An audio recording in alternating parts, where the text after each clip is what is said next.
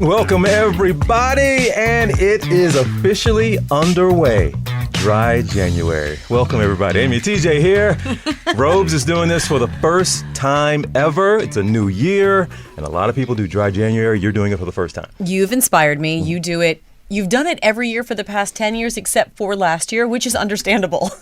Why? What was different about last January? It was a tough January. So, yes, but we're in this together now, Yes. and I have never done it. I've always done what I like to call a damp January. Which is, it makes sense, though, when you... I reduce Yes. my drinking, but I wasn't willing to completely cut it out. But this year, this month, I have agreed, and I'm actually excited about it. I have love it, agreed. I have agreed. Like it was a negotiation. I have agreed to have a dry January, and I'm excited because I do like a challenge, and this will certainly be one for me. And it's more so, it has been for me. Now I feel great. It takes 2 or 3 days, and you just forget about drinking. You get into a new habit, a new routine of alcohol not being there when you have lunch or whatever it may be. But it's an exercise in personal discipline is why I like it more than anything. But the health benefit, I feel great. Yeah, you told me in like 3 or 4 days, I'm going to feel the best I've ever felt. You're going to feel great. I cannot wait. But then you're going to be at a restaurant, see somebody order an Aperol Spritz, and you say, yo, TJ. This is killing me. But that is a lot of folks out there, a lot of you that are listening, you have a New Year's resolution, and most people, the overwhelming majority, do have something related to health, fitness in some way. Google puts out their resolutions related searches, their top searches, and working out, eating healthy were the top 2. So, Can you tell the fine folks what number 3 was? Because you shared that with me this morning and it was disturbing. brushing teeth. And you know, if it said brushing teeth more often or 3 times a day, Maybe. but this is just in general, brushing teeth. Well, maybe everybody has something different that they filled in the blank with. Brushing teeth more often. Brushing teeth every other day. I don't know what they put in there, but maybe just brushing teeth was the search people That adding is on. deeply concerning. Okay. But working out, eating healthy. Go ahead. Well, I was going to say, you had some really fun stats for me this morning. You also told me, so Strava is this app that we use, Yes. a lot of runners use to monitor how many miles we run, what our pace is. And it's fun. It's kind of like an Instagram for runners. You can follow other people. They can follow you, so you can get inspired by someone else's run. And they actually compiled a list of stats for last year. And it was really funny. So, Well, it's funny that they are able to pinpoint, and I know this is just the first week of January, so I don't want to be a downer on some of you all's health goals and resolutions that you've made. But many of you listening to me are going to fail miserably here in just a couple of weeks. like just 3 weeks. Yeah, they have Not even. they have proof. They have the evidence of this. They can tell in people's trends. They go way up right at the beginning of the year because everybody's working out, and then they start to see them, and it's usually the 3rd week of January when people start to fall off. There's an actual date, right? January 19th? This was one that was given years past. I can't remember which year, but yes, Strava, they put out, this was the specific day that they saw this happen. People just said, I'm done. It's a wrap. They just say, I hate running. But it's not just running, it's gym memberships. This is the biggest month for gym memberships. A lot of you all have new ones. If you signed up for one in January, chances are in 6 months, 80% of you are going to be done with your gym So membership. July, you got, yes, It's a wrap. you're done. So everyone, I think, knows what it's like to have a goal, to try to be disciplined, and then maybe to fall off the wagon, so to speak. Oh my God. Can I speak on that? Okay. Because there was, no, you may remember it. There was something called Fall Off the Wagon Day. Oh. Okay. That's a different day. I can't remember. I'm sorry, I can't give credit to what organization put it together. But they looked at activity, the trends in fast food consumption and the trends in working out. And Fall Off the Wagon Day is when they notice that the trends in fast food activity go up and the trends in working out go down. Wow. So we start to balance out again, and people go right back to the fast food and right back to not working out. Well, I think we could all use a little inspiration. And there is someone here in studio with us who is probably the most disciplined person I have ever met. And there's no day of rest or saying, I don't feel like it today, or any of that sort of mindset. And this is somebody who TJ and I met a little over a year ago and we're so amazed by, and we thought, what a perfect person to bring onto the podcast today. He's here in studio with us because we could all use a little inspiration as we start our health and fitness goals. His name is Hellah Sidibe, and this is, well, he's got a lot of really amazing fun facts that I think are going to blow your mind. First of all, he was the first black man to run across America from New York to Los Angeles. Took him 84 days. Still wondering why the hell he did that. Averaged 36 miles a day. You're going to get amazing. to ask him in just a moment. Amazing. He is a former professional soccer player. He was born in Mali. He also, and this is, wow, he is what you call a run streaker. It doesn't mean he runs without clothing, which is where my mind went first. I'm sorry. Am I the only one? You're the only one, sweetheart. You actually are the only one. Okay, fine. He's a run streaker, meaning he has run every single day, regardless of the weather, regardless of what he did the night before, since 2017. So that's over 6 years. His rules are that he imposed upon himself that he has to run outdoors. Woo! And he has to run at least 2 miles, but I believe he says he runs on average 7 miles a day. Wow. So, without further ado, please welcome Hellah into the iHeart Studios with us. Hellah. I feel really cool to be sitting with you guys again. Oh, please. The last time we were together was really fun. Love your energy. So it's a privilege to be here and talking and chatting more with you guys. But it is so, and I wish more people could see you right now, because this is one of the things we walked away with when we first met you. That dude just makes you feel good. You want to be around. You just have a smile and a joy. I really do.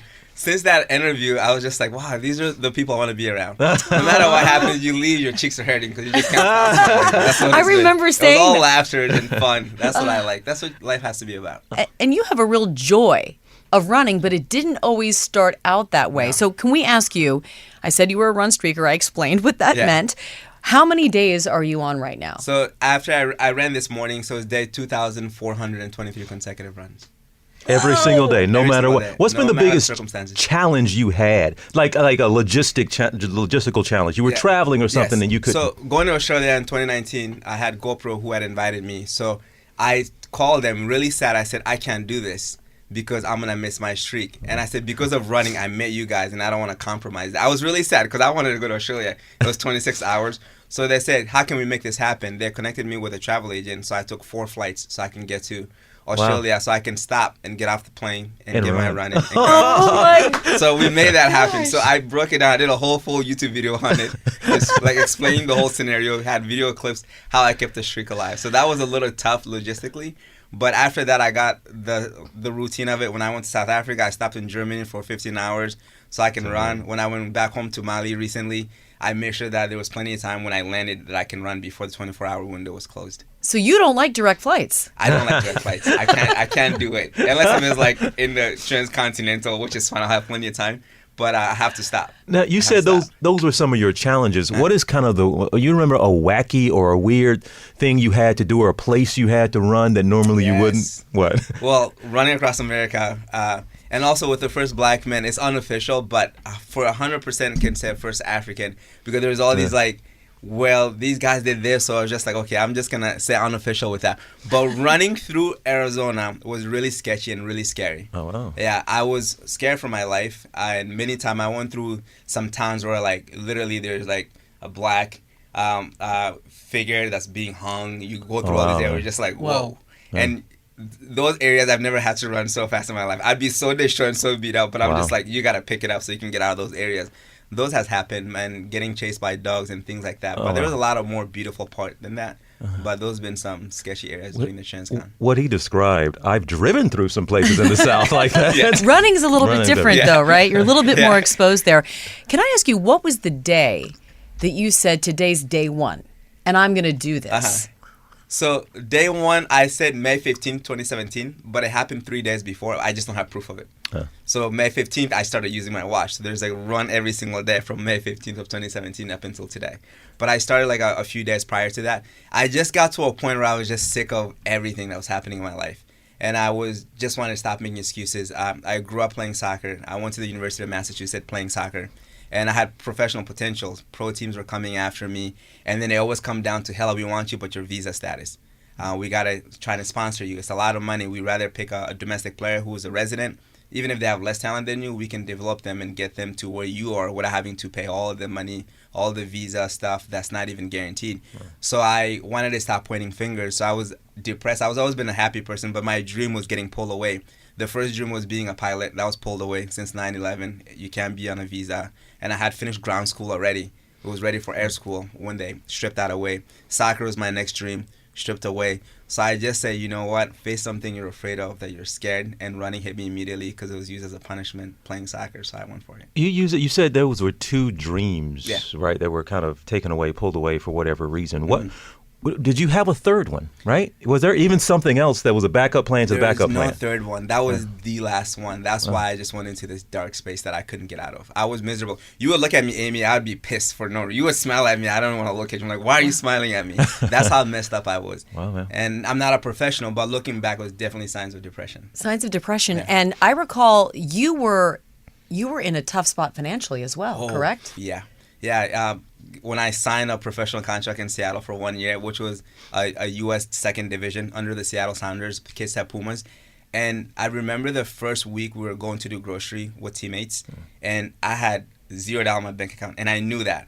So we went to like a store similar to Aldi. We went to a cheap place. Everybody filled up their cart. I did mine too. And I get to the checkout line. Something told me, my gut told me, your card's going to get rejected. Because I've had times where I purposely know I had $0 and I'll swipe the card. It'll charge it and I'll be negative and I'll be charged the fee.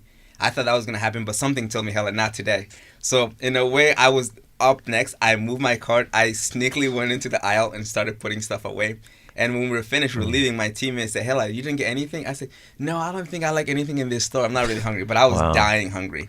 So I snuck to my room and called Bank of America at the time. I said, hey, I know I have $0 in my account. Can you guys allow overdrafting? So I'll be charged with a fee and everything. And I said, I promise you I'm getting my first check the following Friday. I'm a professional soccer player. You can Google me. There's articles everywhere. And then this is how much I'm going to get paid. I'll pay you guys. They didn't want to do it.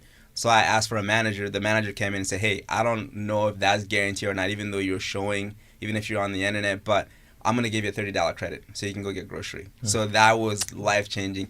$30 credit got me a week worth of food. It was like, at the time I wasn't vegan, but I got turkey slices, I got bread, I got cereal bars. So that was a full week of groceries. So that day I was at the bottom. I was embarrassed to ask for family members, hey, can I get money? You're a pro. Who does that, you know? So, but to the lighter side, last year, Bank of America invited me to speak in front of 600 people, 1% top bankers. So what a full circle. Wow. Yeah. Well, Hellah, how do you tell folks are listening? We got you in here for an inspirational story about your running, but a lot of people just listen to what you said, and we've all at some point in our lives had a scary moment at that grocery store, had that scary moment, is this card going to go through? But for you, what is it about the embarrassment? Because I think we've all been ashamed to ask for help at times. Yeah, you get looked at in a weird way. I was on Facebook pages. He's 20 players selected out of 400. So people expected you to have everything. And even having own family members saying, why don't you get a real job? You're chasing this dream that's not real. And as far as, and I tell my dad was like, no, discouraging even when I got into this run stuff. So people who were even closer to home. So it's like, I can't even go and ask them because they don't even think I'm serious about life or I'm trying to better myself. So there's so much behind it. And you kind of hide it and bottle it up and you don't know what to do. And you don't want to ask for a helping hand, even though you should. Wow. And it's pretty incredible. You said for full circle. That's an understatement with the Bank of America. I love that story. That's phenomenal. I also love how you said you took something that was a punishment in soccer, which was running, and owned it. How did you get your mind to flip that? Yeah, being an athlete, I knew that I'm in control of my physical movement, even though it can be tough. So I just told myself, hey, do something that you're afraid of. Running hit me because it was like I couldn't sleep nights before fitness test. It was just so bad. So I decided to just said, let's try that. Give it a chance. And 10 minutes a day. No pressure. No coaches yelling at you while you're in the back of the line. It's just you that gets to decide if you want to stop or keep going. Isn't that how it always works? You tell me I have to do something, I'm pissed. Yeah. But If I decide, let me decide it. I'll All do to right. the best. All right. Folks, we got Hellah in studio with us, and you can tell probably already why we love this guy. We're going to continue with our conversation with him when we come back.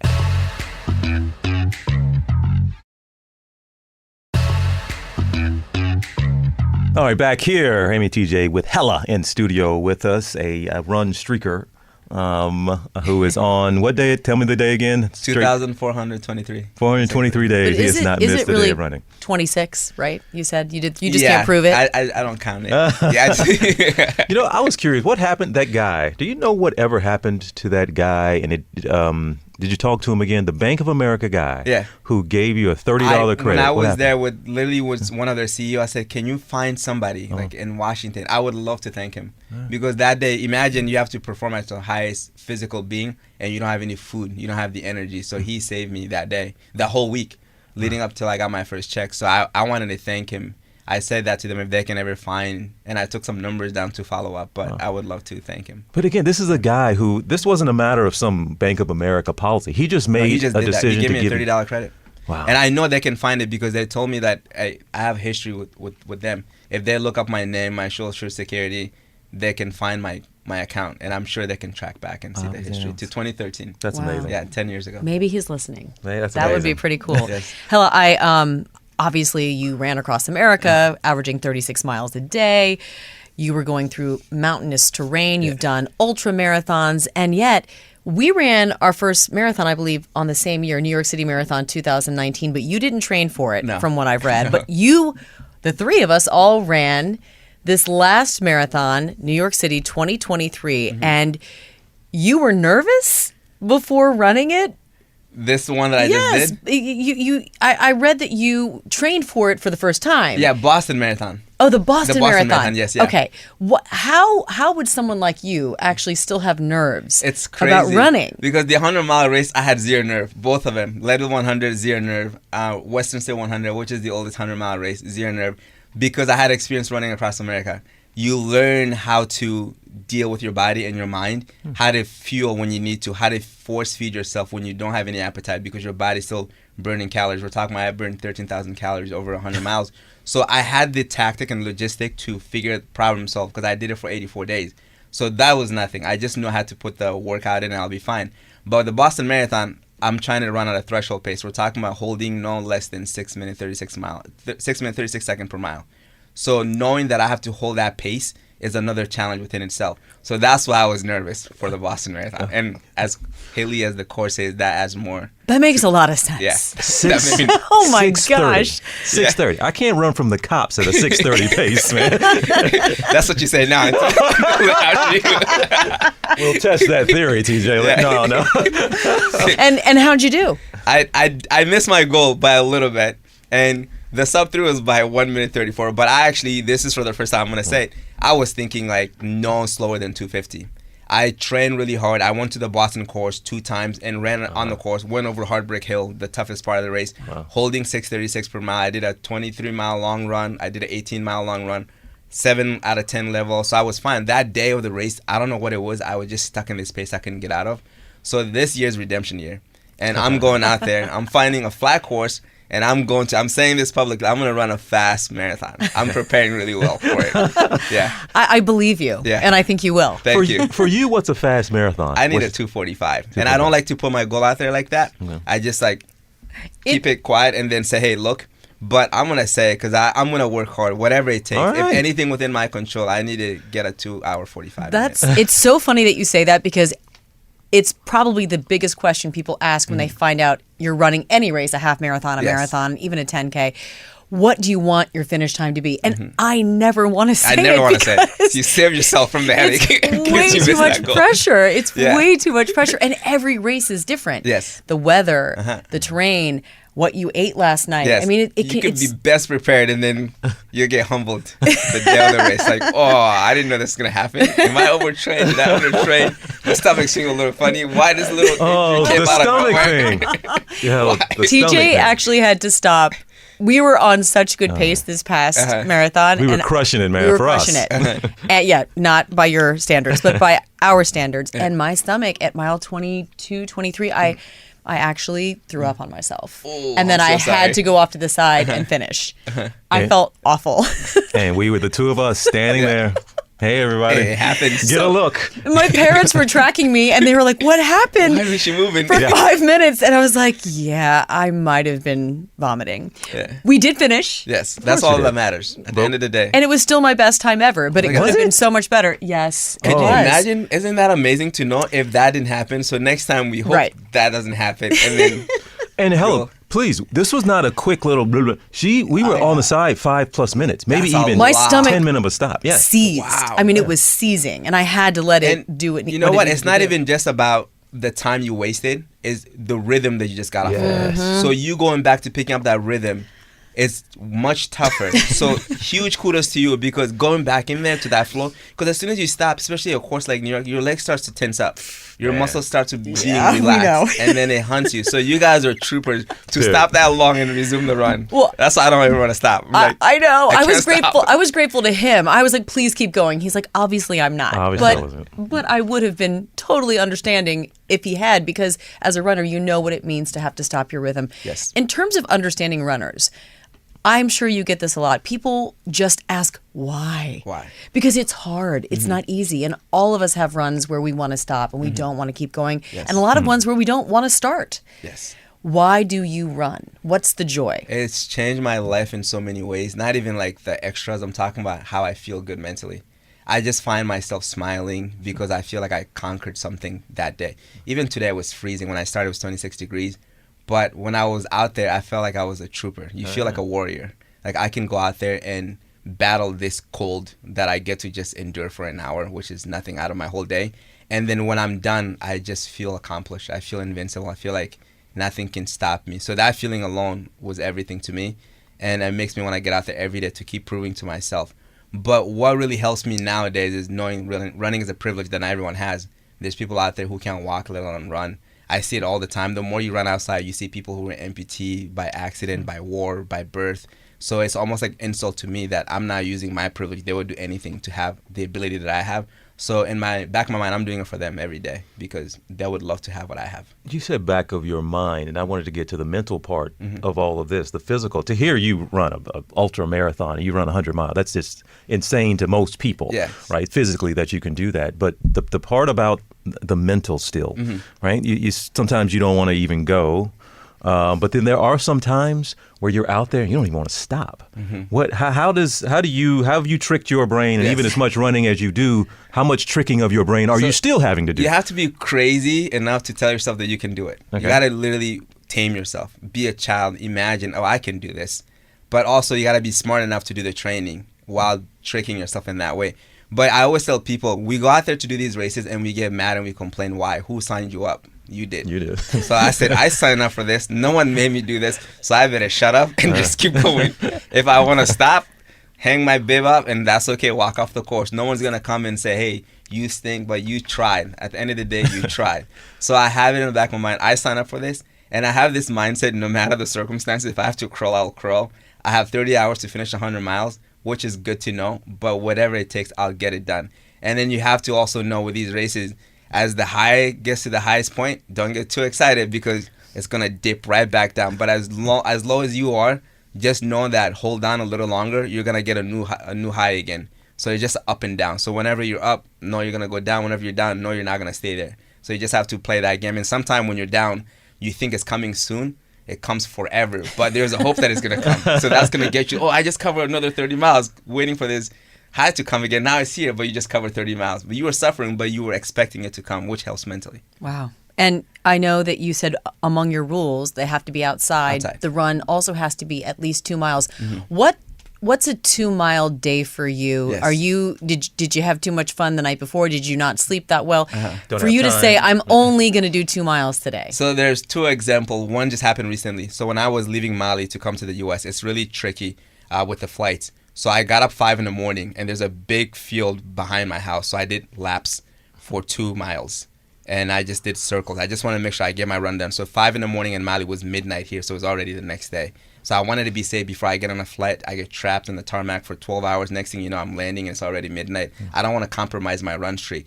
So I did that. And the crazy thing is in Mali, you have to be at the airport for 3 hours before the flight. It's not like here you can show up. You have like TSA pre-check. No, you got to show up early like anybody else. So the earliest I could do was 5 a.m. there, so it's at least midnight. If I went any earlier than that, it would be still the same day before. So when I did that, when I got to the U.S. at 7:30 p.m., I got home, ate something, and I got out there again at 10 p.m. and did an extra 2 miles. So it was 4 total.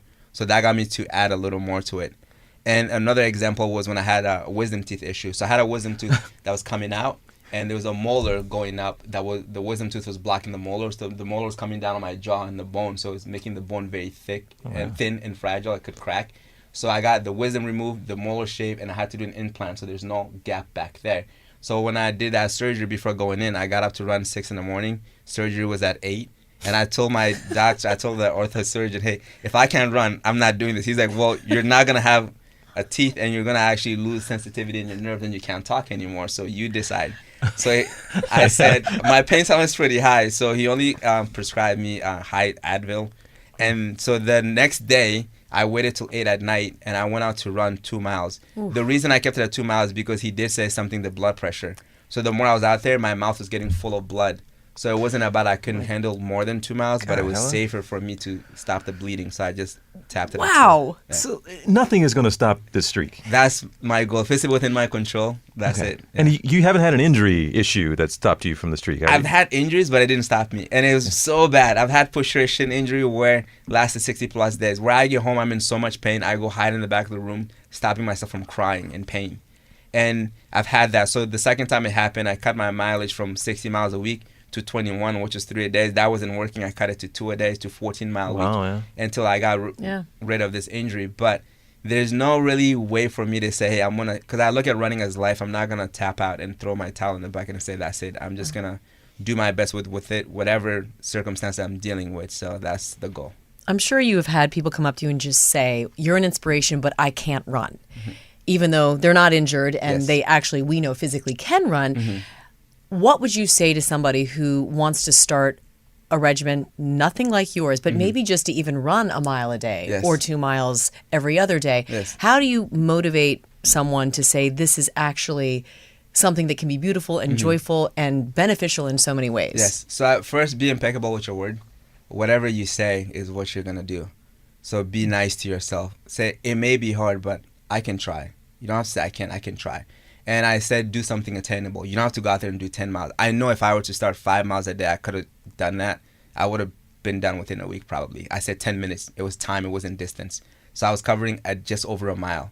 So do something attainable and do it pressure-free. The pressure-free was the biggest win for me because no coach was yelling at me. It wasn't anyone pointing fingers. Hey, you're too slow. How come you're in the back of the pack? How come you're not up front? It was my own will. So if you do it with pressure-free, that's amazing. Which meaning if you can only jog for 30 seconds at a time and you got to walk for 2 minutes, I count that as a run because not everybody, I can't tell somebody because you didn't do a mile, it doesn't count. If your capability is 30 seconds at a time and then you have to walk and repeat that, that counts.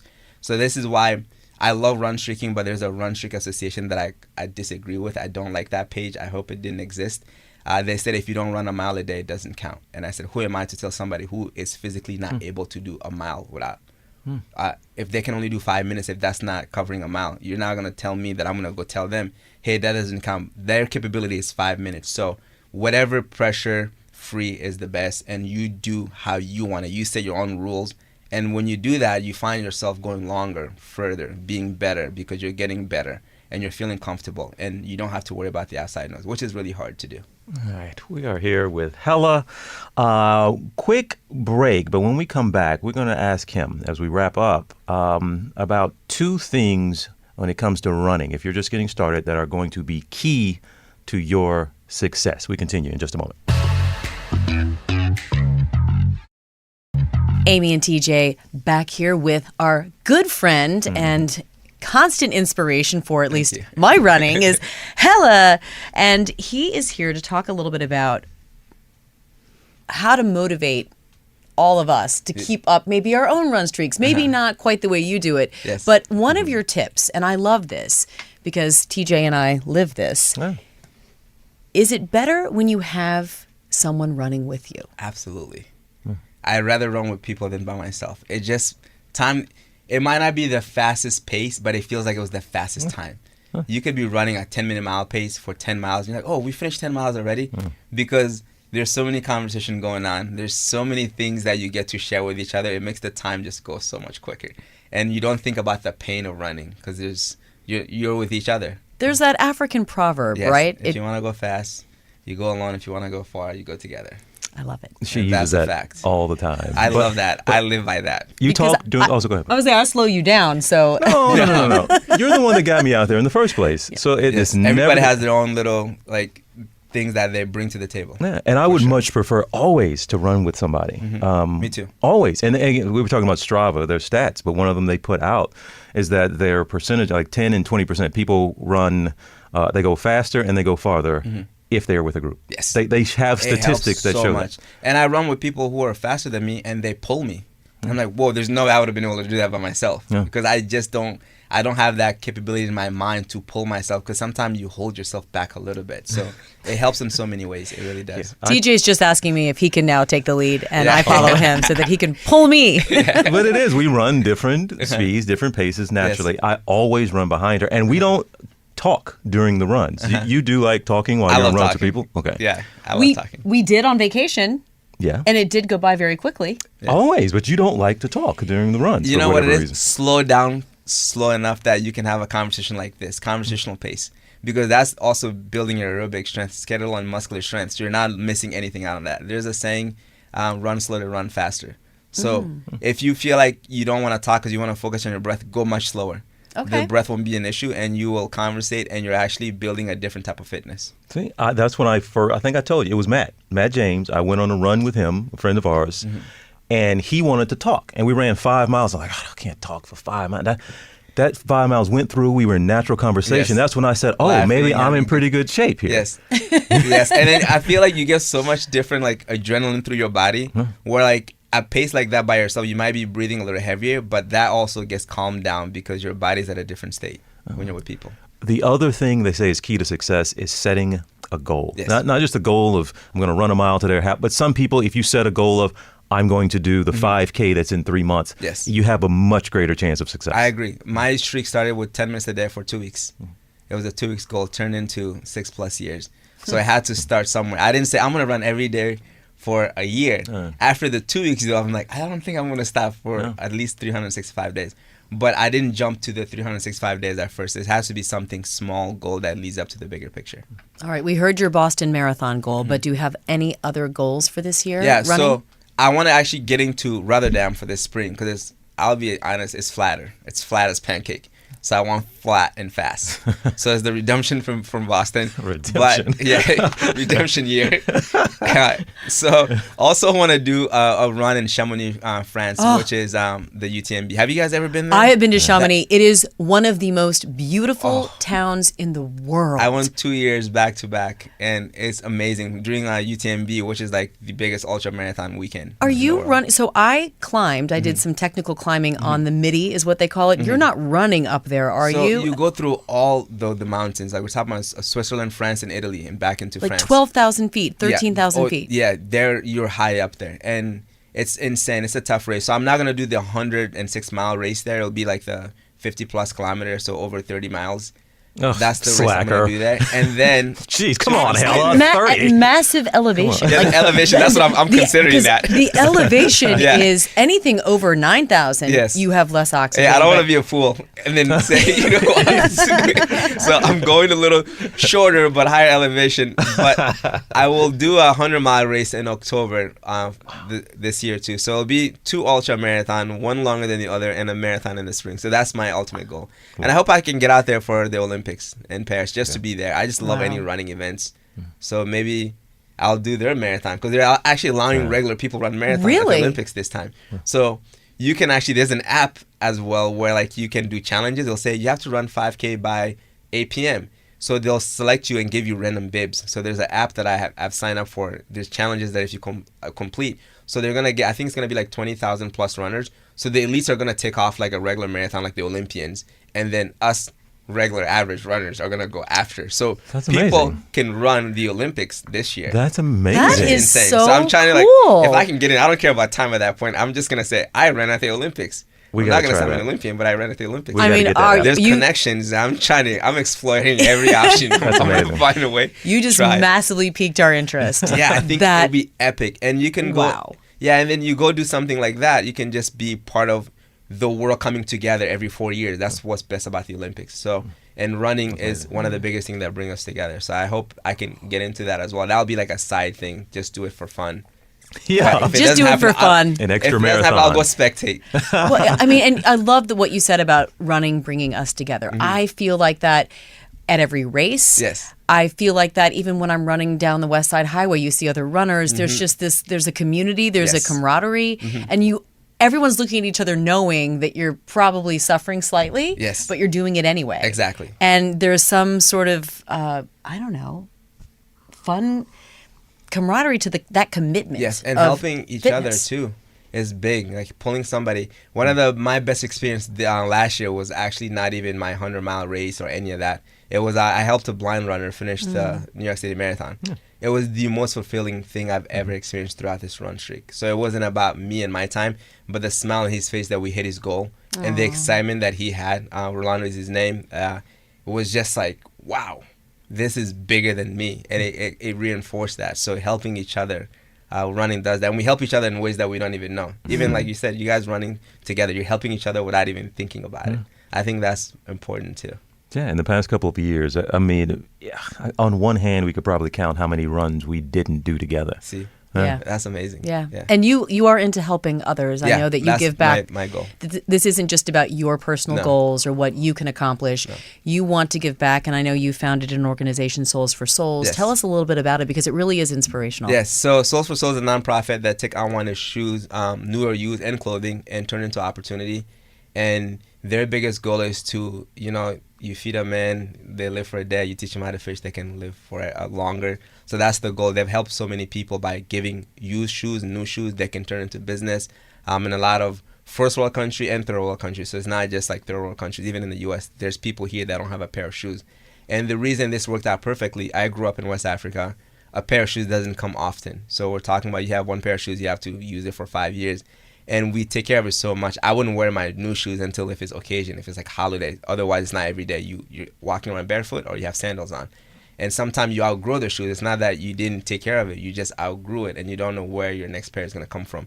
So for running too, all you need is a pair of shoes. So it really worked really well for me to say, you know what, this nonprofit is perfect to run across the country for. Well, Hellah, the last thing I want to get you out of here on is a lot of people might be curious. A guy who runs as much as you do, what your gear is. Do you Yes. have a favorite type for your I'm a shoe? little bougie with mine. That's okay, but your shoe, your watch, the app you use, Yeah. what is your So, go-to? I just want to make this clear. To run, you don't need any of the stuff that I have. All you need is your shoes and have your body parts covered. And go out there. That's it. You don't even need a watch. You can just go by feel. Okay. But still. I love running shoes. I live by it. I dissect it. I review them. Okay. I love super shoes, and I do think that they work. Okay. The shoe work if you work. If you don't work, it won't. You have to Alright. work. So it enhances your work.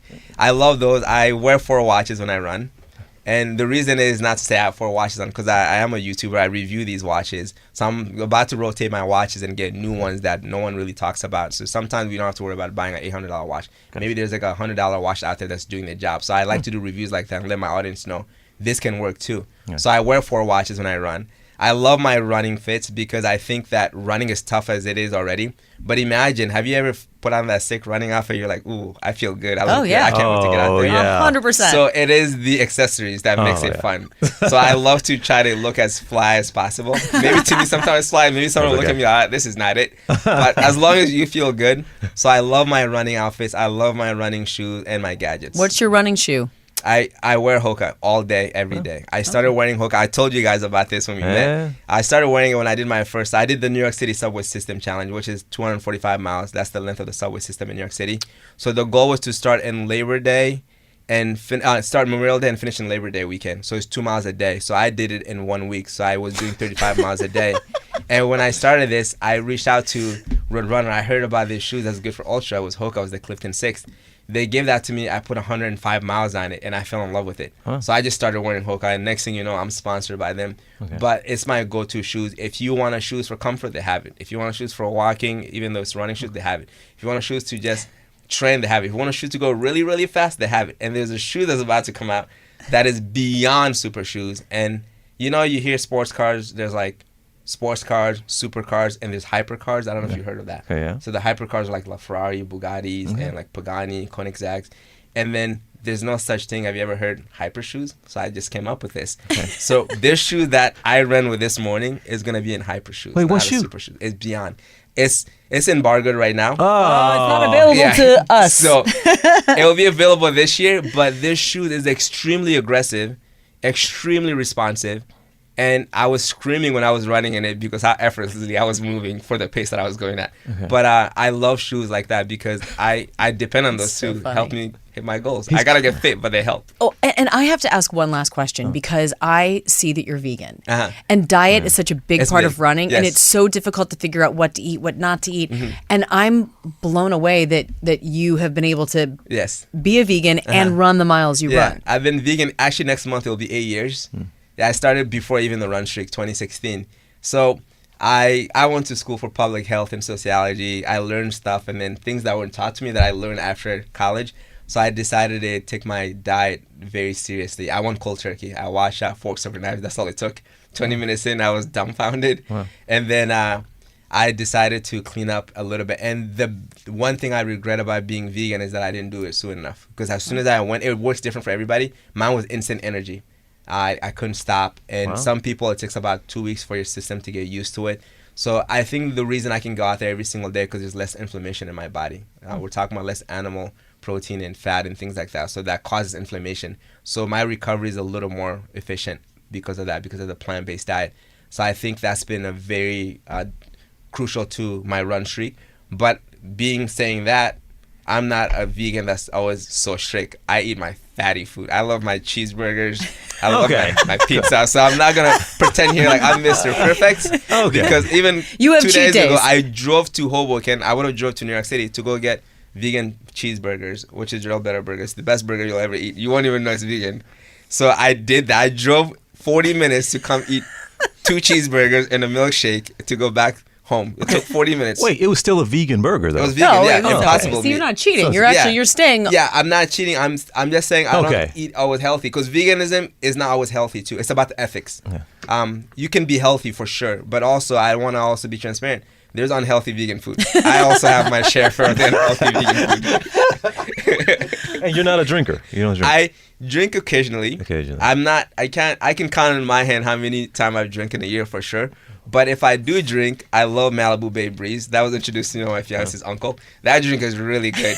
And then I got stuck with my margaritas with salted rims recently. They're delicious, aren't they? It's one of my favorites. Those are delicious. Count on one hand how many times you've in the year. We can count on one hand how many days you have. I get excited for weddings because that's the time where I'm like, okay, it's a wedding. We have to cheers. You got to have champagne. Agreed. Yes. Well, cheers to you, Hellah. This has been so much fun. I wish we even had more time. Sorry, I'm taking a sip of tea. We got to do round 2 or round 3, whatever you want to call it. Really, Hellah, we will have you back for sure because you got a lot of things and events and whatnot coming up. And we just always love having you, man. We love talking to you. Always. You know what we should do? We should do a run club. Amy TJ Hellah Good Run Club, New York City. All right. I'm in. Yeah, 5K. We can talk the whole time. 5K easy. Okay. 1.5 mile up, 1.5 mile back, and then we call it a day. We chat, I love it. We hang out, we eat. Okay, and this is happening. We can talk about, come check out this dope podcast. If you're bored on your run, you can just listen to it as you go.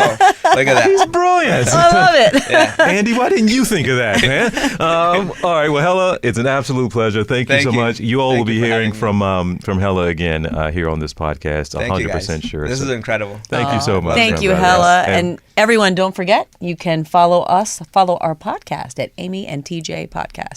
Until next time. We'll see you. Amy and TJ here.